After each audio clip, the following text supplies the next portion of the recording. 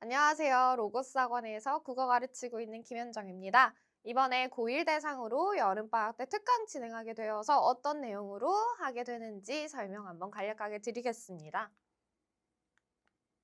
자, 여러분 우선 이번 여름이 왜 중요할까요? 국어는 과목 특성상 절대 단번에 오르지 않습니다. 당연히 벼락치기로 해결되지 않겠죠. 하지만 아이들이 중학교 때 국어를 접하면 벼락치기로 해결이 되었던 부분이 있기 때문에 그 페이스를 그대로 고등학교 때 가지고 오게 됩니다. 그래서 내신 기간에 항상 벅차하는 경향이 있거든요. 그거는 개념을 미리 다지지 않아서 그래요. 개념까지 다지면서 내신 기간을 준비하기에는 시간이 턱없이 부족합니다.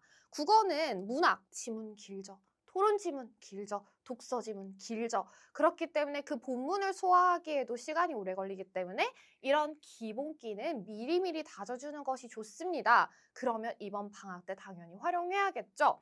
그래서 여름 방학은 이번에 실력을 만들어주는 가장 중요한 시기라고 할 수 있겠습니다.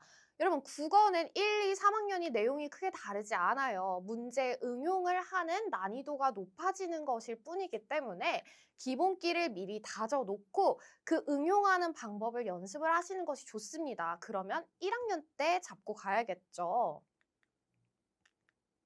그러면 1학년 2학기 때는 아이들이 학교에서 무엇을 배우느냐? 1학년 1학기 때에는 현대문학을 중심으로 진도를 나가게 됐고요. 현대문법 나갔습니다. 2학기 때는 고전이 들어가요. 고전 문학도 들어가고요. 고전 문법 중세국어 들어가고요. 한글 맞춤법, 현대문법도 한 번 더 나오게 됩니다. 당연히 이 내용들 제하고도 토론 지문, 독서 지문 다 나오게 됩니다. 범위가 상당히 많죠. 개정이 되고 나서부터는 1학년 때 전반적인 내용을 다 다루기 때문에 범위가 일단 많습니다. 그럼 아이들이 고전을 왜 어려워하냐에 대해서 설명을 드리면요. 고전 문학은 일단 읽기 자체를 어려워해요. 현대랑 일단 읽는 법부터가 다르기 때문에 아이들이 현대어 풀이가 되지 않습니다. 당연히 그런 표현에 대해서도 해석이 안 되겠죠.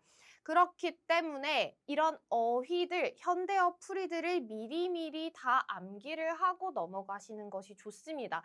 읽어야지 그 안에 담긴 내용이 뭔지를 알겠죠.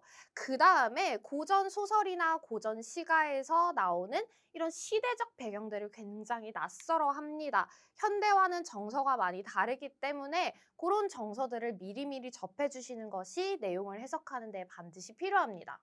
또 고전 문법도 어려워하죠. 현대 문법과 연계해서 나와요. 예를 들어서 현대 문법에서 주격조사가 이랑 가가 있다면 15세기에는 그 주격조사가 어떻게 표현이 되었느냐를 배우기 때문에 현대 문법이 제대로 되어 있지 않은 친구들은 당연히 고전 문법 헤매게 되겠죠. 그래서 이런 것도 미리 한 번씩 더 연계해서 배워주시는 것이 좋습니다. 그래서 이런 개념과 이론을 미리미리 잡아야 하고요. 그다음에 한글 맞춤법. 1학년 1학기 때는 음운 변동을 위주로 나갔어요. 근데 그런 조항들이 한글 맞춤법에 다 포함이 됩니다. 종합적으로 적용이 되는 단계여서 음운 변동 하나, 어떤 피동표현법 하나가 아닌 전체 조항을 배우기 때문에 내용이 상당히 많습니다. 그다음에 내신에서는 그런 조항을 적용을 하는 것을 넘어서서 어떤 과정으로 어떤 이유로 이렇게 변했느냐까지도 물어보기 때문에 이런 세세한 내용을 다루면서 암기까지 하면은 당연히 내신 기간에 아이들이 어려워하겠죠. 그래서 이번 특강 때 고전 문학은 우리가 뭘 배울 거냐? 일단 기본적으로 읽는 법을 배울 거예요. 문법을 배우고 나서 문학을 배워도 되고요. 문학을 배우고 나서 문법을 배워도 돼요. 어쨌든 읽는 법은 뭐 아래아부터 시작해서 반치음부터 해서 예스러운 어미 같은 것들 해서 다 읽는 법을 배우고 그거를 현대어에서 해석을 하는 법을 배울 겁니다. 그 다음에 내용으로 들어가야겠죠. 일단 읽기는 읽었는데 옛날 사람들은 어떤 화자가 어떤 태도로 이 작품을 썼느냐, 그 다음에 옛날에는 어떤 표현법 등을 썼느냐, 지금의 서리법과 옛날의 서리법은 어떻게 다른가? 그 다음에 그런 서리법을 쓴 의도는 무엇인가?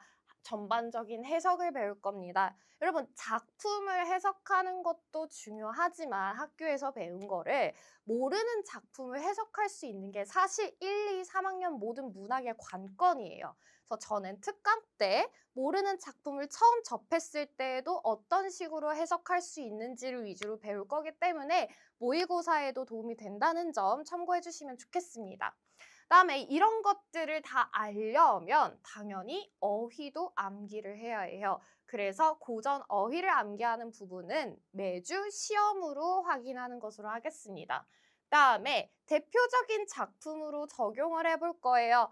교과서에서 나오는 작품보다는 교과서에서 나오는 작품과 연계하여서 배울 수 있는 대표적인 작품들을 볼 거입니다.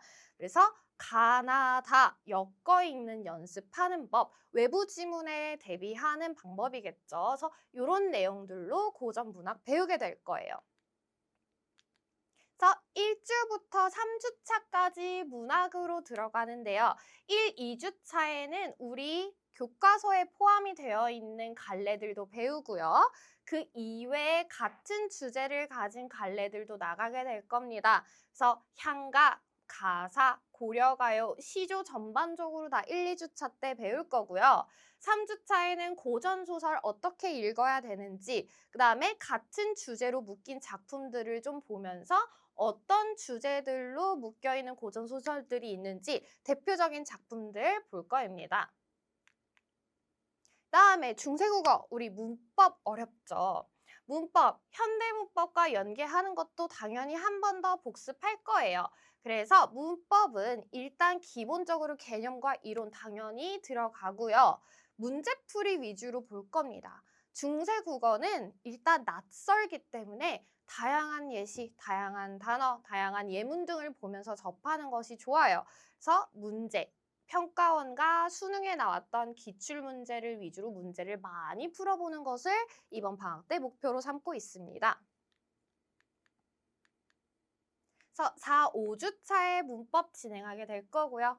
우리 교과서에 포함되어 있는 세종어제 훈민정음, 용비어천가 짧게 나가고 이 예문들을 통해서 그래서 제자 원리가 뭔지 어떻게 표기했는지 이 이외들의 중세 국어에는 또 어떤 특징이 있는지 문제풀이 위주로 함께 나가보게 됩니다. 그래서 한글 맞춤법은 교과서에는 포함이 되어 있지만 이번 특강 때는 따로 수업은 진행하지 않을 거예요.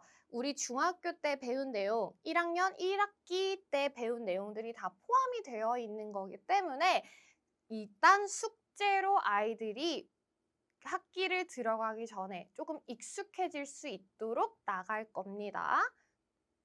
당연히 질문을 통해서 저한테 계속 확인을 해주시는 것도 좋아요. 여러분 이렇게 해서 이번 특강 때 고전문학, 고전문법, 그 다음에 한글 맞춤법은 숙제로 이렇게 진도를 나가게 될 거고요. 이번 방학 때 잘 다져 놓으셔야 2학년 때도 3학년 때도 잘 대비를 할 수 있습니다. 실제로 지금 고3 아이들이 문법 파트 중에서 가장 어려워하는 파트가 중세국어예요. 끊임없이 새로운 예문들이 나오거든요. 그래서 읽는 법을 알아도 이 단어가 내가 생각하는 그 단어가 맞나? 하고 아이들이 갸우뚱하게 됩니다. 그렇기 때문에 그렇게 어려운 고난도의 문제를 풀려면 지금 잡으셔야 해요. 그래서 이번 여름방학 특강 시간 잘 활용하셨으면 좋겠고요. 저한테도 언제든지 궁금한 게 생기시면은 문의 남겨주시길 바랍니다. 감사합니다.